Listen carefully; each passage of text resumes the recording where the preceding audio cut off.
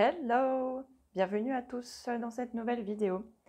Alors aujourd'hui, je vais vous partager un petit peu certaines de mes expériences de vie et je vous fais un petit cadeau puisque je vous laisse admirer mes magnifiques, mes merveilleuses orgonites pendant ce petit podcast. Je vais arriver à parler, ça va aller.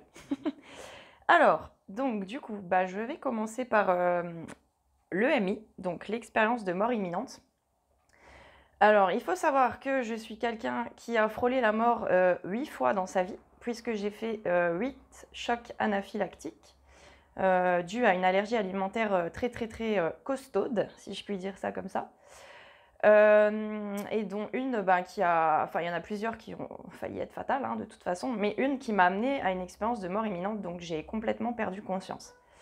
Alors, comment ça s'est déroulé? En fait, au moment où les pompiers sont venus me chercher, d'après ma mère et ma meilleure amie qui étaient présentes, j'avais les yeux révulsés, j'étais verte, bleue. Je me souviens vaguement qu'ils m'ont traînée par les deux bras et les deux jambes. Enfin, ils me tenaient par les poignets et les chevilles, quoi, pour me mettre dans l'ambulance. Et puis là, à ce moment-là, ils ont commencé à essayer de me maintenir en vie. Donc, j'étais en train de partir, en fait, complètement. Et je me sentais petit à petit, de mieux en mieux. Je sentais plus la douleur physique, mais plus la douleur psychologique non plus. En fait, aucune de toutes les souffrances qu'on peut ressentir dans sa vie terrestre. Aussi bien morale et physique, donc. Ça, j'y reviendrai peut-être plus en détail après.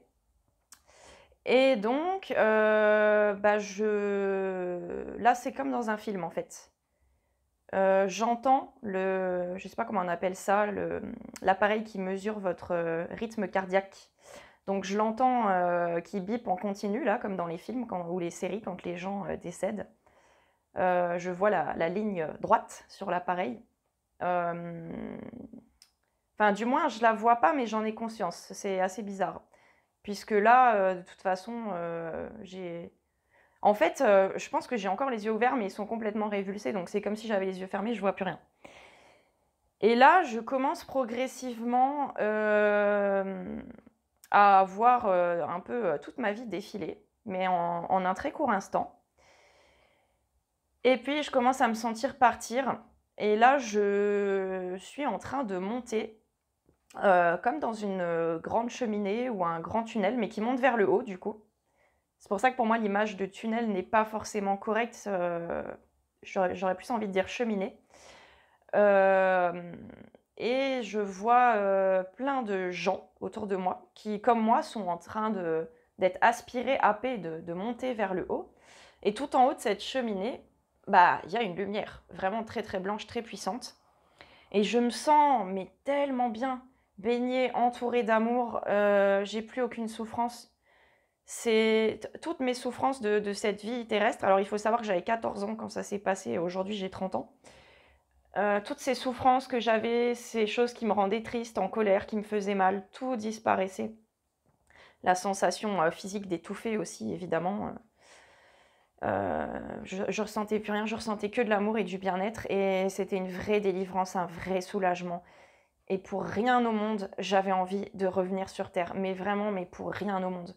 C'était tellement plus agréable que la réalité. Franchement, faut le vivre pour le croire. De toute façon, ça c'est clair. Donc voilà, et là, je commence à me voir flotter au-dessus de mon corps. En fait, je pense que quand on meurt, il y a cet instant où l'âme contemple le corps physique pendant quelques minutes, comme pour lui dire adieu, pour lui dire au revoir, ce corps qu'elle a utilisé comme véhicule au cours de sa vie. Donc je me retrouve en train de flotter au-dessus de mon corps et je me contemple, je me regarde. Je me regarde avec amour, avec compassion.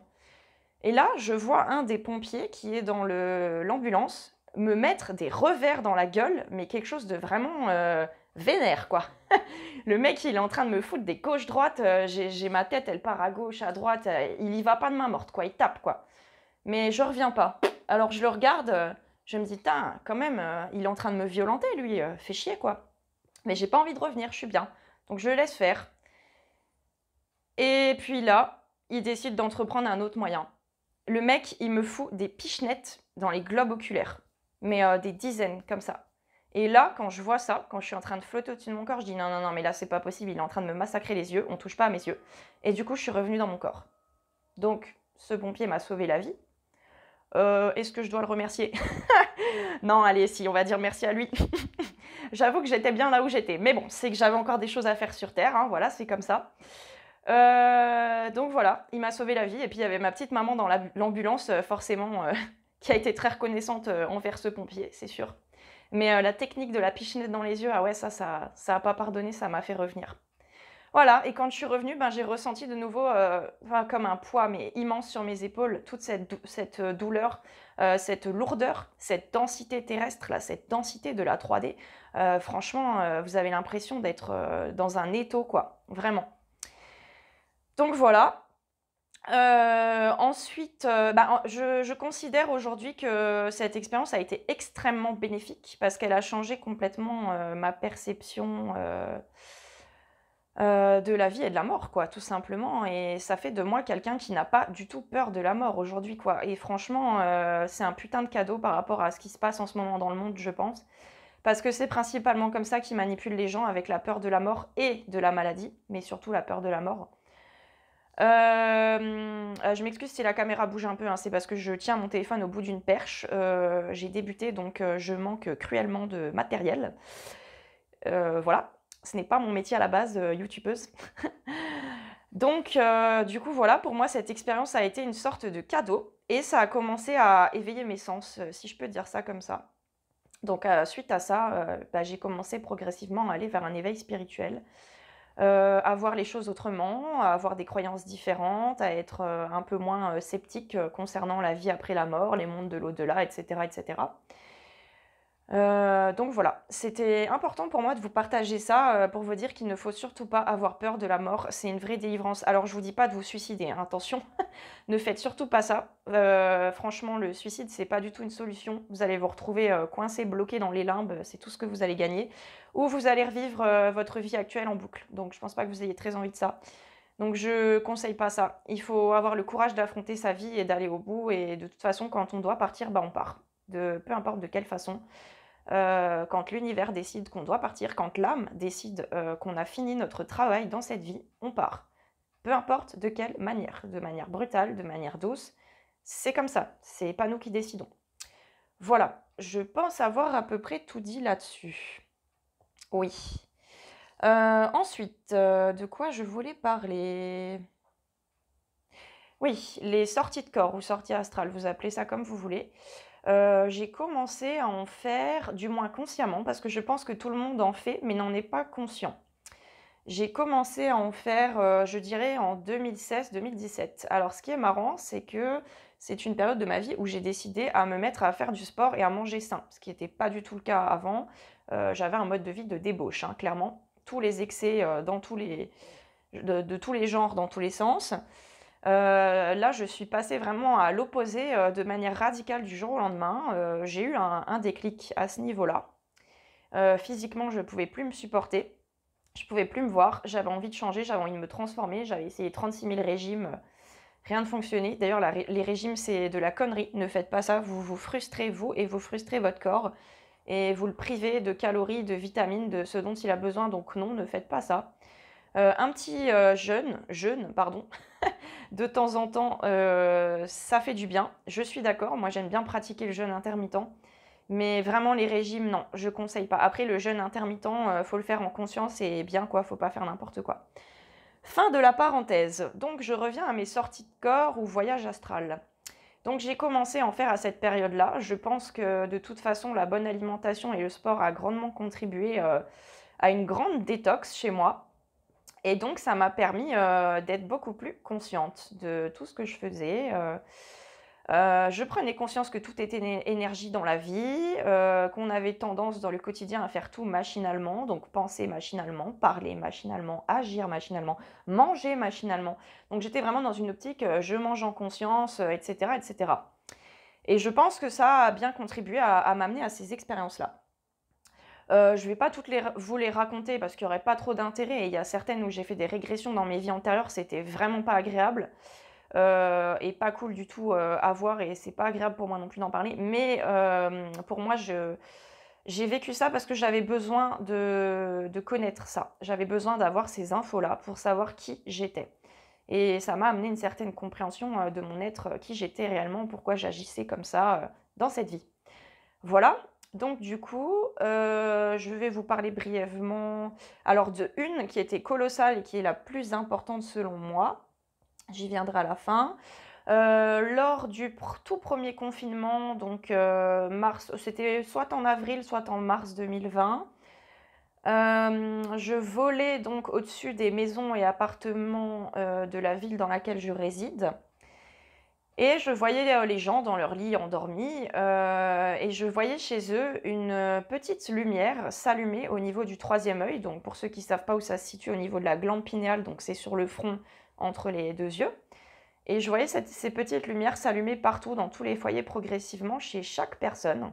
Donc je me suis réveillée en me disant: waouh, c'est magnifique, c'est génial, les consciences sont en train de s'éveiller. Ouais, bon, bah c'est vrai que maintenant, 1 an et demi après, je me dis: bon, je les ai peut-être pas trop rencontrés, les gens éveillés, je sais pas. Mais je ne désespère pas, hein. Après, je crois fondamentalement en ce que j'ai vu.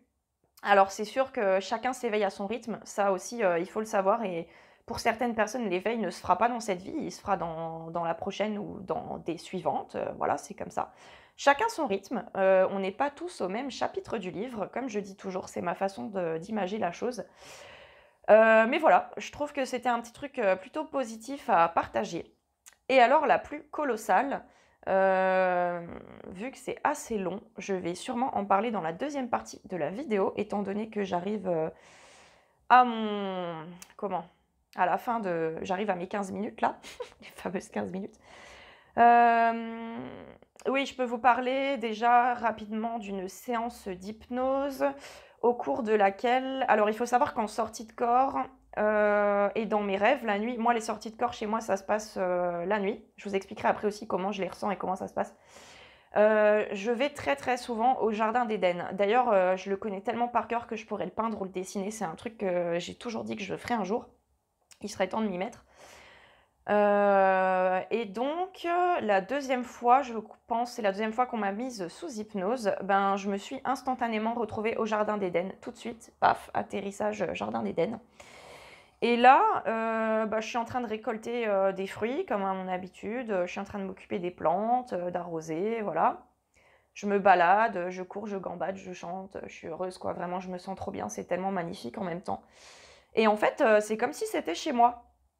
Et puis, bah, là, dans ce jardin d'Éden, je vois une petite maison qui m'appartient, c'est ma petite maisonnette, c'est là que je vis, sous hypnose, chose que je n'avais jamais vue en sortie astrale, en sortie de corps. Et puis là, à ce moment-là, je vois un immense en fait, enfin, je vois tout qui commence à devenir, ombragé, et je vois un immense vaisseau triangulaire métallique, mais vraiment gigantesque, juste au-dessus de ma tête et de ma maison, et qui bombarde absolument tout. Je vois le jardin d'Éden en feu, je vois ma maison en feu, et je suis mais horrifiée.